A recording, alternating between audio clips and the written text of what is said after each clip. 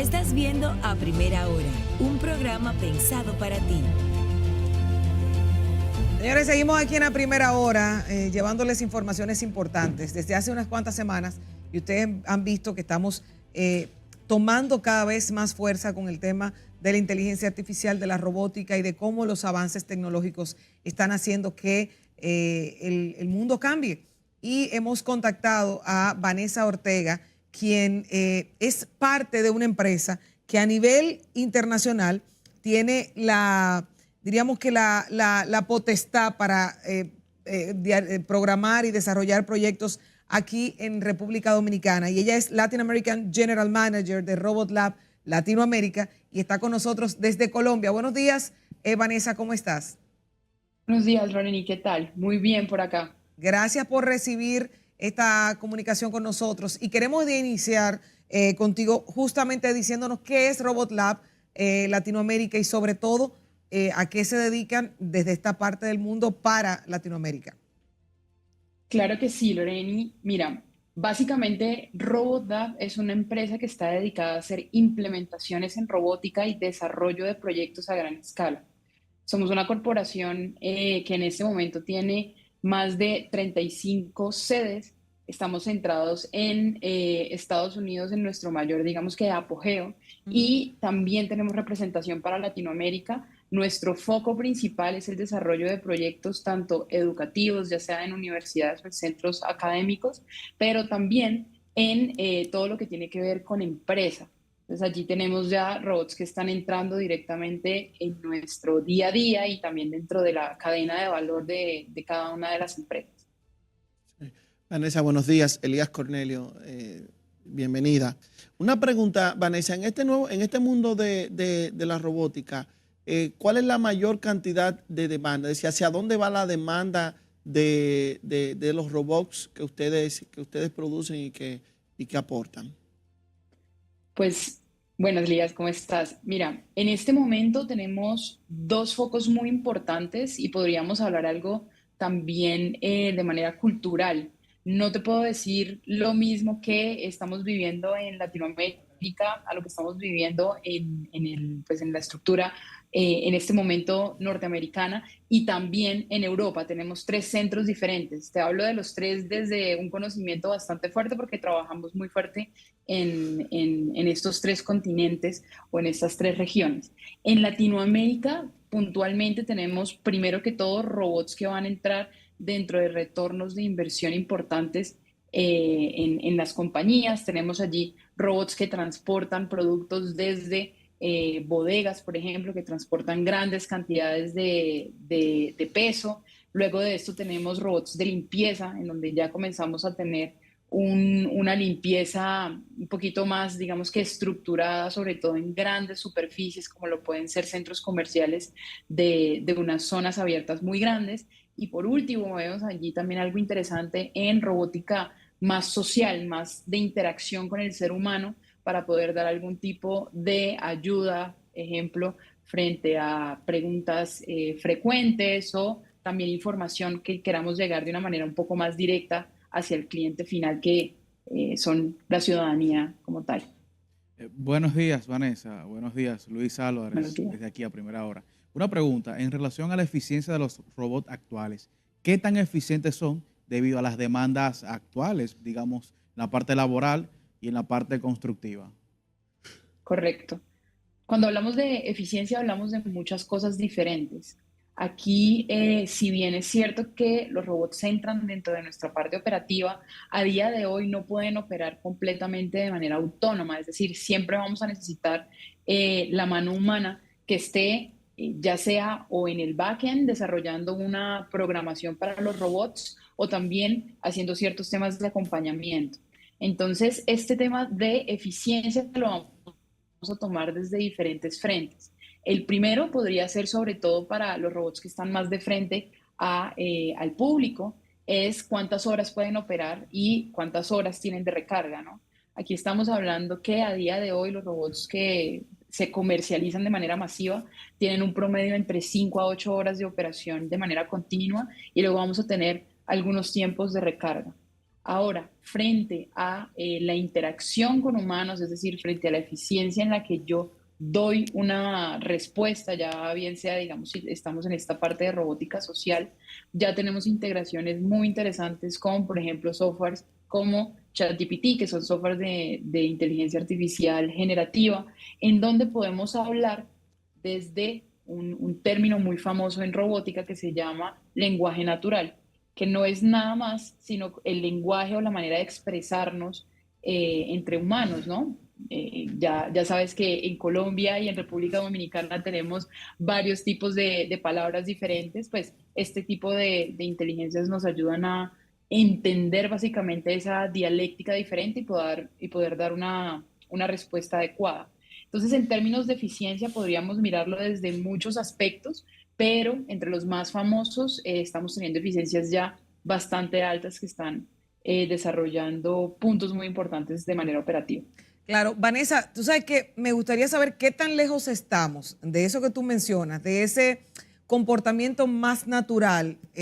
Sabemos que ustedes como Robot Lab Latinoamérica les encarga o se encargan de programarlo según la solicitud de cada cliente. ¿Qué tan lejos estamos de un robot que sea más autónomo? Y los modelos que hay en el mercado que ustedes manejan, sobre todo los que son humanoides. También, ¿cuáles son los más demandados? Porque sé que ustedes tienen varios modelos que son de mucho interés. Claro que sí. Mira, nosotros en este momento tenemos casi que todo el mercado de robótica humanoide. Somos distribuidores y implementadores, entonces nos ayuda a trabajar con todos los fabricantes en el mundo, ¿no? Nuestra diferencia es que antes de sacarlos al mercado les hacemos unas pruebas bastante juiciosas, como decimos aquí en Colombia, que es muy estrictas. Básicamente, ¿para qué? Pues para asegurar que el robot sí tiene una finalidad en el mercado latinoamericano o estadounidense, o también dependiendo del mercado europeo en el que lo llevemos. Entonces aquí tenemos varias versiones. Uno de los más famosos es el robot de Tesla, que se llama Optimus, que es un robot humanoide bastante alto y que también va a poder desarrollar diferentes tipos de, digamos que de humanización cotidiana. Aquí tenemos muchos puntos muy importantes a resaltar. Primero, cuando hablamos de que el robot sea lo más humano posible, estamos hablando de unos requisitos bastante complejos. Piensen un poco cuánto nos demoramos nosotros como humanos en aprender a caminar, ¿no? Aprendemos más o menos después de los 2, 3 años y es un aprendizaje diario. Exactamente lo mismo pasa con los robots, no porque no puedan caminar de una manera sencilla, digamos que hacer la caminata normal, sino porque cada uno de nuestros entornos es diferente. Pensemos en lo siguiente, pensemos en la casa de cada uno de nosotros. Seguramente no tenemos en el mismo lugar la nevera o la cocina. Incluso para hacer unos huevos, no todas las personas alrededor del mundo guardan los huevos en el mismo sitio. Este es el gran, digamos que el gran trabajo que se tiene que hacer con ese tipo de robots para poder enseñarles de una manera mucho más rápida y autónoma a entender la lógica de cada una de nuestras casas o de nuestros entornos. ¿Qué tan lejos estamos de allí? A pesar de que se escuche un poco complejo, nosotros no lo vemos muy lejano. Podemos hablar de que en unos 5 o 6 años ya vamos a tener los primeros robots que de paquete, es decir, una vez los abres, pueden comenzar a desarrollar este tipo de proyectos en cada una de las casas.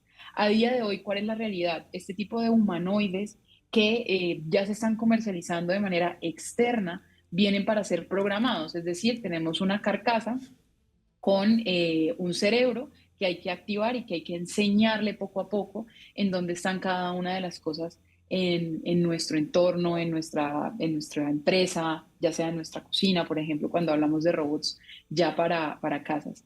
Entonces, no estamos muy lejanos a desarrollar este tipo de proyectos, pero aquí hago un llamado muy especial porque no solamente lo hacemos nosotros como empresa, sino que aquí también necesitamos el interés y el apoyo, sobre todo iniciando en estos proyectos de investigación a través de universidades y de proyectos de investigación más profundos, para también darles esa ayuda a entrar a esas lógicas latinoamericanas, que si bien somos muy diferentes entre países, comunicamos muchas cosas de manera similar. Entonces, no estamos muy lejanos, es el resumen. Sí. Vanessa, una pregunta. Tú ahorita dabas más o menos el inicio de esta pregunta, cuando hablabas de la inteligencia artificial generativa, la robótica se utilizaba mucho para hacer tareas básicas o repetitivas, obviamente que ayudaran al ser humano, pero la robótica de hoy, en conjunto con la IA, ha cambiado totalmente todo lo que es este nuevo esquema, porque tenemos la posibilidad de que estos robots o estas partes de robots tomen un sinnúmero de decisiones, como tú bien lo explicas. ¿Cómo esta interacción de la robótica y la IA ha cambiado el proceder de ustedes? Y en general, ¿cómo tú ves? En algunos países todavía se ve la inteligencia artificial como si fuera algo a futuro, o sea, pero nos está cambiando el presente. Que tú nos digas cómo los ha cambiado a ustedes y cómo tú ves el panorama en general en ese sentido. Claro que sí.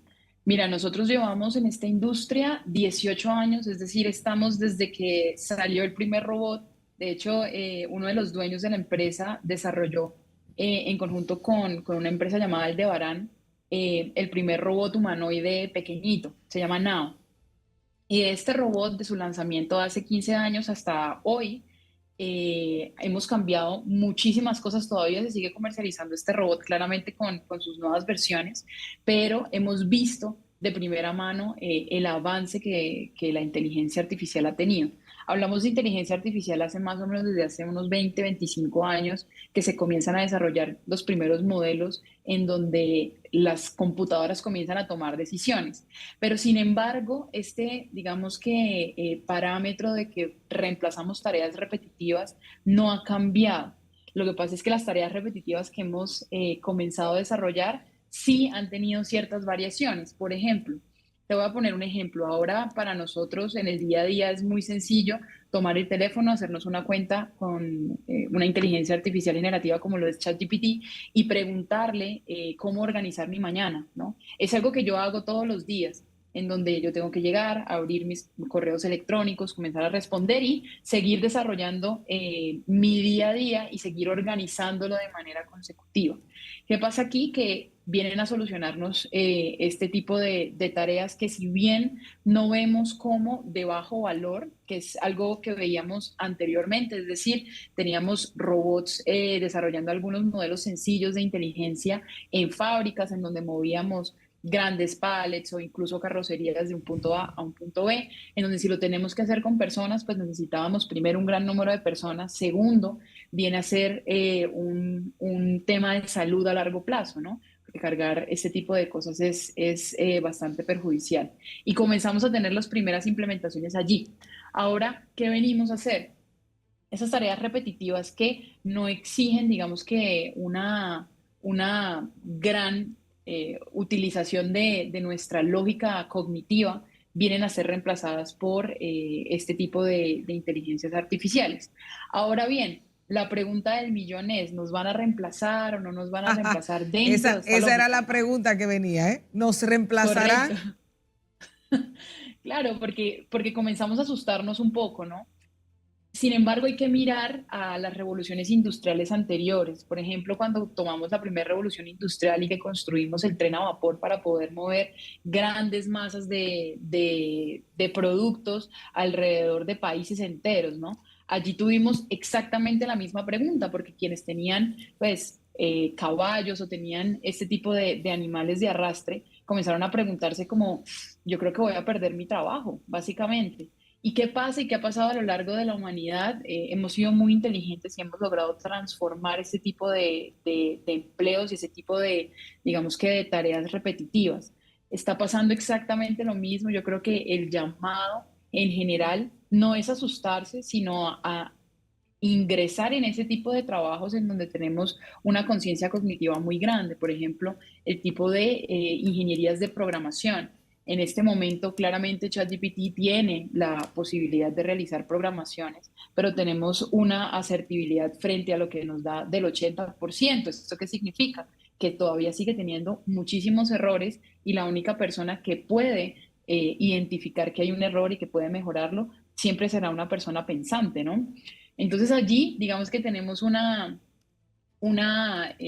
paradigma bastante grande y es que la máquina sigue necesitando al humano para poder desarrollarse y lo va a seguir necesitando siempre. Entonces aquí, en vez de asustarnos frente a estas nuevas tecnologías, hay que aprovecharlas a nuestro bien para poder seguir desarrollando esas habilidades blandas que nos hacen humanos. De verdad que sí, agradecemos esta intervención tuya, Vanessa. Ojalá poder tenerte cada vez que tengas algún avance, algún tema interesante que pudiéramos compartir para la República Dominicana, sobre todo para el sector empresarial, porque yo sé que aquí en República Dominicana ya hay varias empresas detrás de esto.